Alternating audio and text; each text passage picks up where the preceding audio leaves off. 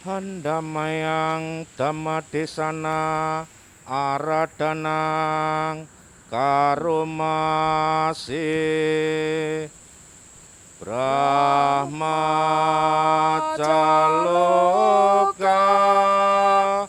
Dipati Sahampati Katanjali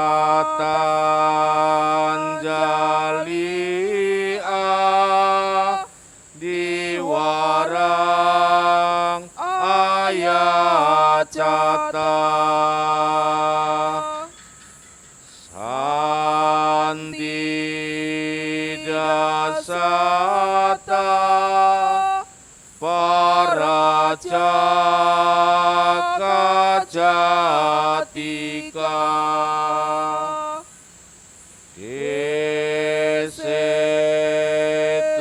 Dhamma Anukambi Mang Pajang.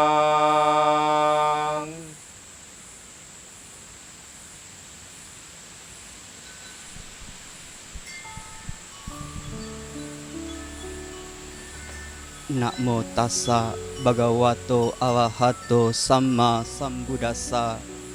Namo tassa bhagavato arahato samma sambuddhassa. Namo tassa bhagavato arahato samma sambuddhassa. Yoca budanca damanca sangganca sarananggato Cattawi Arya Sacani Sama Panyaya Pasati Ti. Berlindung kepada Buddha, Dhamma dan Sangha dengan kebijaksanaan yang benar akan menyadari dan melihat Cattawi Arya Sacani, 4 kebenaran Arya.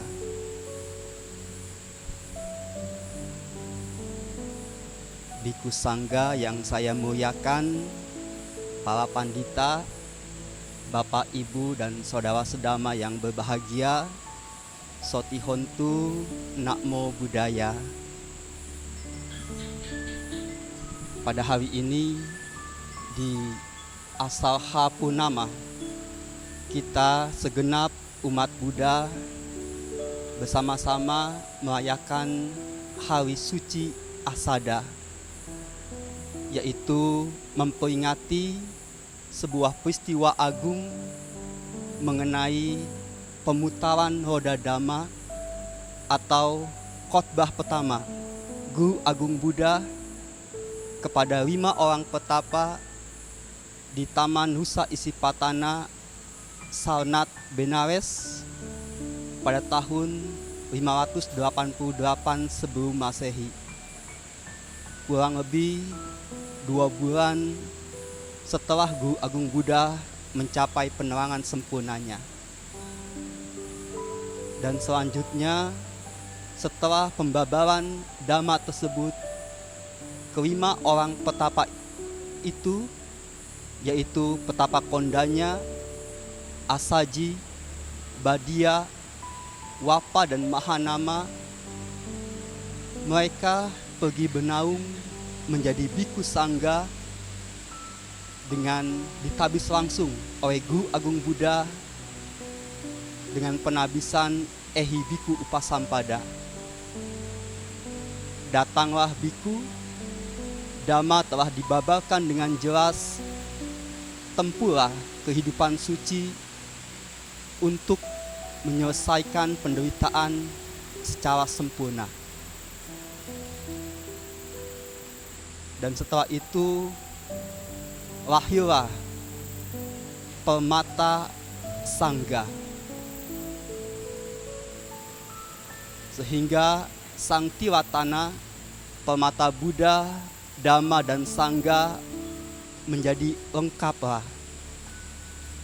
Inilah yang kita peringati di momen hari Asada, yaitu memperingati lahirnya Permata Dhamma, lahirnya Permata Sangga, dan menjadi lengkaplah 3 permata yang menjadi pangkal keyakinan dan perlindungan bagi kita semua sebagai umat Buddha.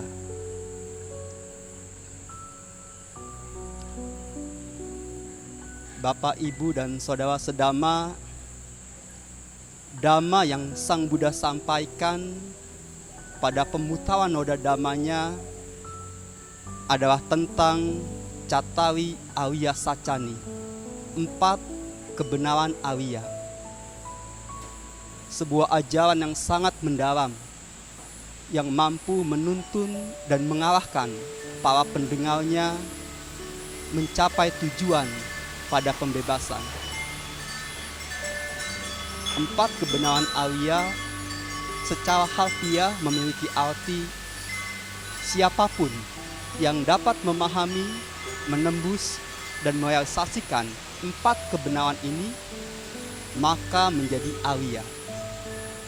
Atau dengan kata lain, Ariya Pugala adalah mereka yang telah memahami, menembus, dan merealisasikan 4 kebenaran ini. Jadi secara prinsip, 4 kebenaran Ariya adalah fokus dan orientasi untuk pencapaian kesucian. Inilah yang menjadi pokok ajaran dari Guru Agung Buddha, Cattari Ariya Sacani, 4 kebenaran Ariya. Bapak, Ibu, dan Saudara sedama, 4 kebenaran Ariya dibabarkan Guru Agung Buddha secara terperinci dan jelas melalui 5 tahapan. Pertama, beliau menyampaikan 4 kebenaran Ariya, dan selanjutnya beliau memperjelas masing-masing 4 kebenaran Ariya tersebut, yaitu memperjelas dukkha sacca, memperjelas samudaya sacca, memperjelas nirodha sacca, dan memperjelas magga sacca. Seperti yang kita ketahui, pemutaran noda dhamma, Dhammacakkappawatthana,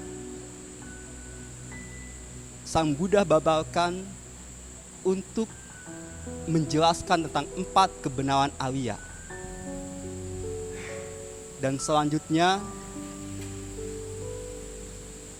melalui Anattawakkhana Sutta, Guru Agung Buddha memperjelas tentang dukkha sacca dengan menyampaikan 3 corak kehidupan, anicca, dukkha, dan anatta.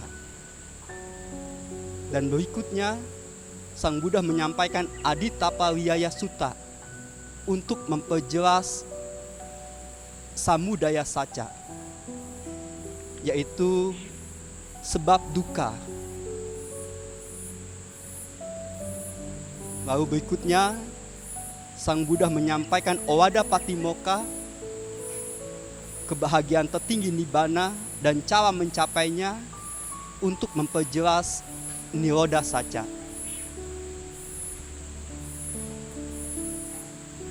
Dan berikutnya Sang Buddha menyampaikan Pancabala Sutta, yaitu 5 kekuatan untuk menempuh sang jalan, untuk memperjelas magga sacca.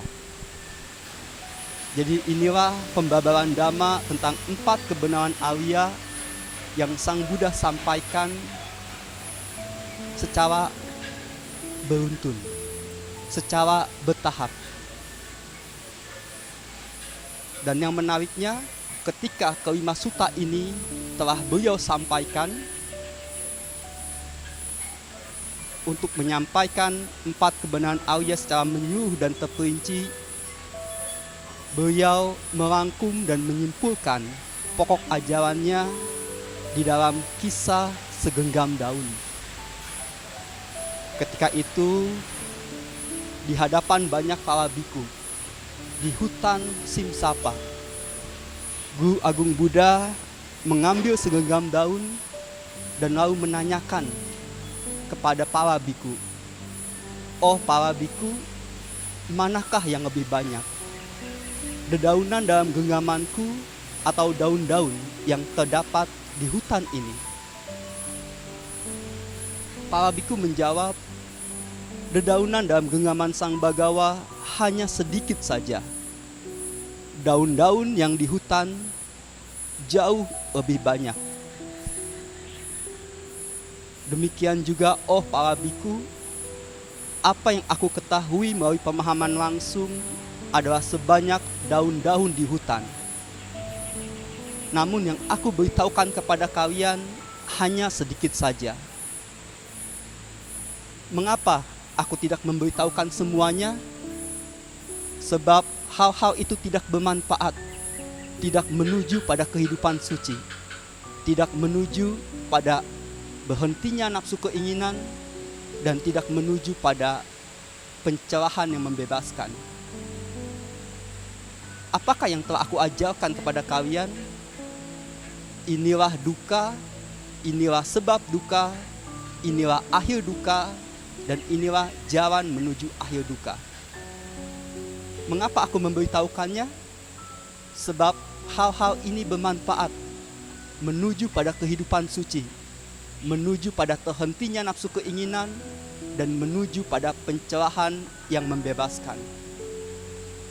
Oleh karena itu, oh para biku, jadikanlah ini sebagai tugas kalian. Inilah duka, inilah sebab duka, inilah akhir duka, dan inilah jalan menuju akhir duka.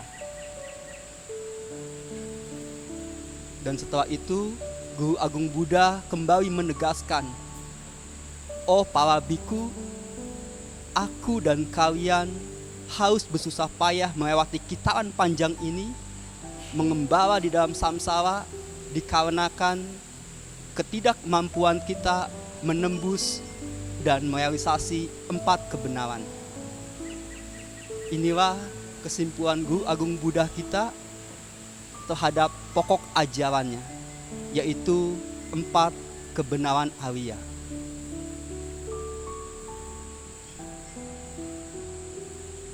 Dan di dalam sebuah sutta tentang beban, Guru Agung Buddha memberikan sebuah pernyataan yang mudah untuk kita mengerti tentang 4 kebenaran Arya ini. Beliau menyatakan, pancakanda, tubuh dan batin adalah merupakan beban. Pembawa beban adalah individu. Pengambilan beban adalah penderitaan. Dan peletakan beban adalah kebahagiaan.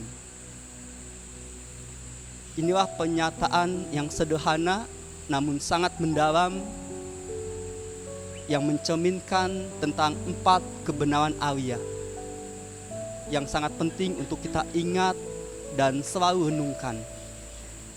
Pancakanda, tubuh dan batin adalah merupakan beban. Pembawa beban adalah individu. Pengambilan beban adalah penderitaan. Dan peletakan beban adalah kebahagiaan.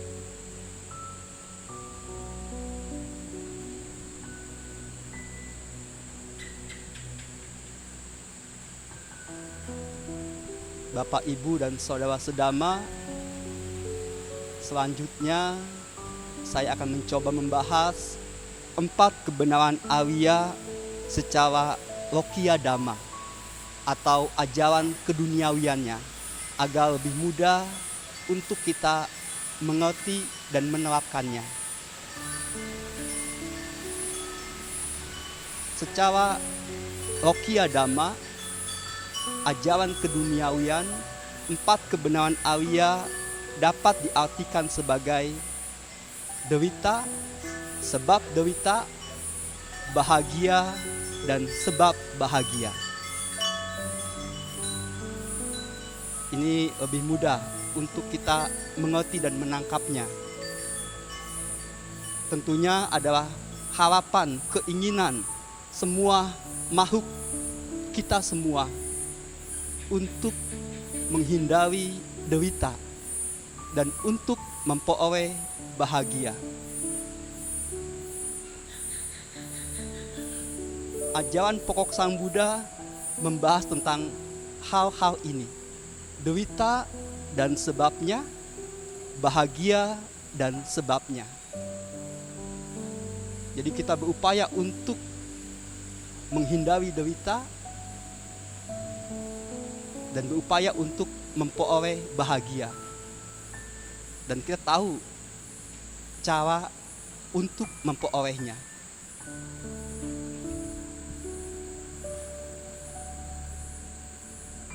Jadi kata kunci dari bagaimana supaya kita bisa menghindari derita dan memperoleh bahagia terletak pada daya upaya benar,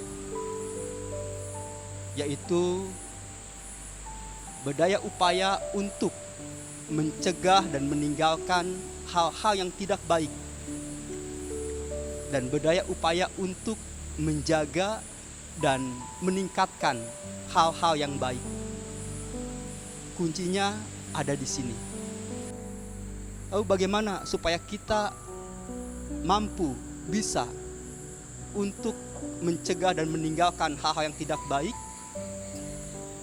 dan berupaya untuk menjaga dan meningkatkan hal-hal yang baik? Kita bisa mensugesti diri kita di setiap waktunya. Katakan kepada diri kita sendiri, saya adalah orang yang mengerti, yang mencintai diri sendiri, dan tidak mau diri ini menderita. Saya adalah orang yang mengerti, yang mencintai diri sendiri, dan tidak mau diri ini menderita. Sugesti ini akan bisa membuat kita menjadi pribadi yang sigap dan tangkas untuk mencegah dan meninggalkan hal yang tidak baik, dan juga untuk menjaga dan meningkatkan hal-hal yang baik. Sugesti ini saya ambil dari percakapan Sang Buddha dengan seorang biku. Jadi pada riwayat Sang Buddha, ada seorang biku yang berkehendak untuk kembali menjadi upasaka. Lalu ia datang menemui Sang Buddha dan mengutarakan maksud tujuannya. Guru Agung Buddha menyayangkan dengan niat biku ini, karena biku ini adalah seseorang yang terpelajar dan memiliki potensi untuk mencapai kesucian pada kehidupan ini.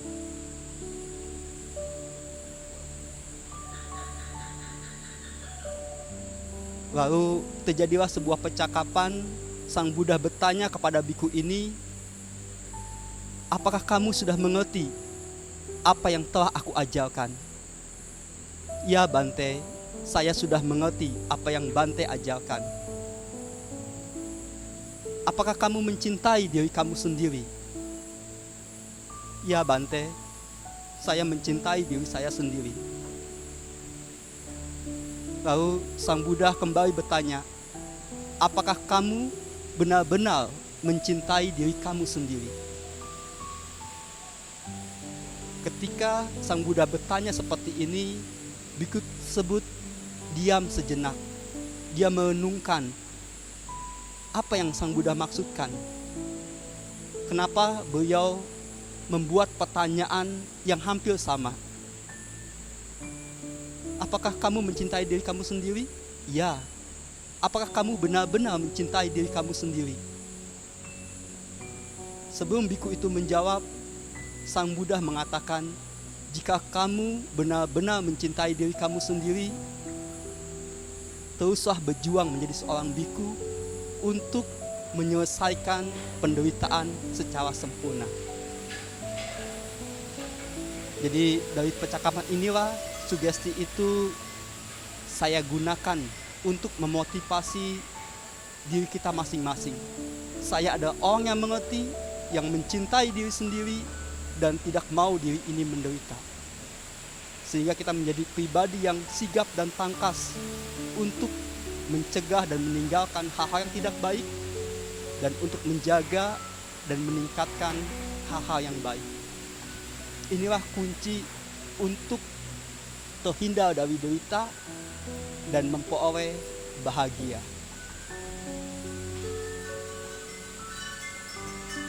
Tentunya intinya adalah berada pada hidup dalam kebaikan. Berupayalah untuk hidup dalam kebaikan. Seperti yang sering kali Sang Buddha sampaikan, memberikan dorongan semangat agar kita mengembangkan kebaikan. Sang Buddha pernah bersabda, memberikan dorongan semangat kepada kita semua untuk mengembangkan kebaikan. Beliau berkata, kembangkan kebaikan. Kebaikan bisa dilakukan. Jika kebaikan tidak bisa dilakukan, maka aku tidak akan mendorong kalian untuk melakukannya.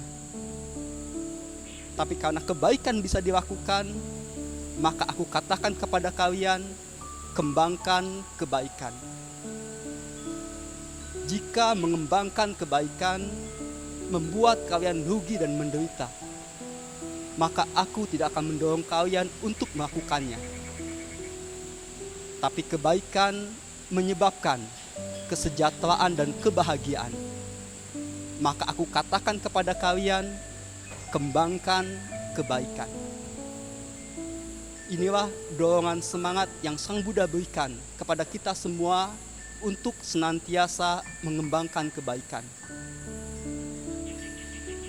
Dan beliau pun juga menyampaikan manfaat-manfaat yang dapat diperoleh bagi seseorang yang mengembangkan kebaikan. Beliau menyebutkan ada 5 hal yang dapat diperoleh bagi seseorang yang mengembangkan cinta kasih dan kebaikan di dalam dirinya. Yaitu yang pertama, ia akan tidur dengan nyenyak dan tidak bermimpi buruk serta terbangun dengan nyaman. Manfaat yang kedua, ia akan memiliki raut wajah yang cerah dan pikirannya mudah terkonsentrasi. Manfaat yang ketiga, ia akan dicintai oleh manusia dan makhluk yang bukan manusia. Manfaat yang keempat, ia akan dilindungi oleh para dewa sehingga dapat terhindar dari berbagai bahaya. Dan manfaat yang kelima, ia akan meninggal dalam ketenangan dan terlahir kembali di alam yang lebih menyenangkan. Tentunya hal ini adalah harapan dan keinginan bagi kita semua. Kita berharap, kita ingin agar dapat tidur dengan nyenyak dan tidak bermimpi buruk serta terbangun dengan nyaman.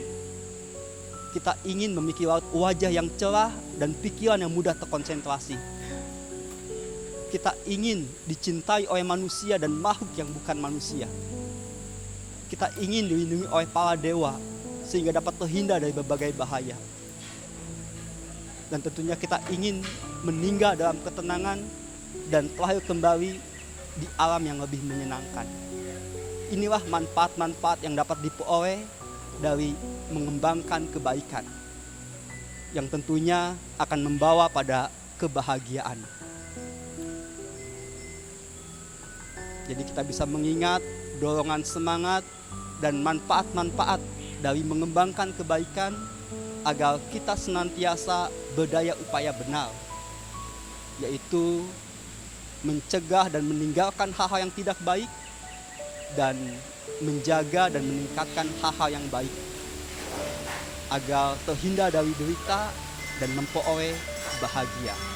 Inilah penerapan dari 4 kebenaran Arya secara lokia damanya. Dan sebagai penutup, saya ingin menyampaikan sebuah pesan yang sederhana namun penting untuk kita ingat dan terapkan.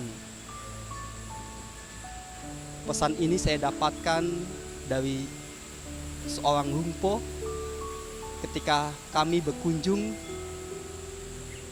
ke Taiwan, beliau memberikan sebuah cindera mata berupa pesan dhamma yang bentuknya seperti pembatas buku. Jadi ada 2 pesan dhamma yang tertulis di sana.